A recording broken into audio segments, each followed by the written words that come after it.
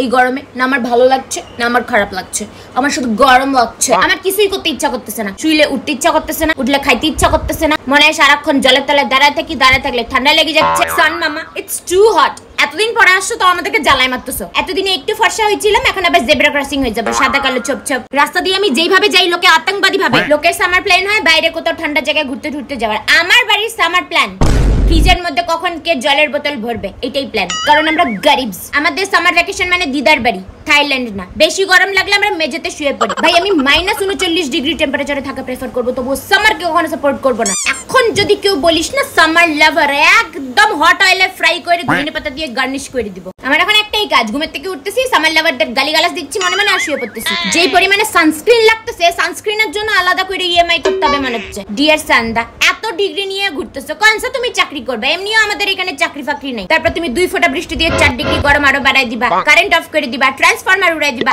কি শত্রুতা ভাই? এরপর তো উঠ নিয়ে আল হাবিবি করতে হবে।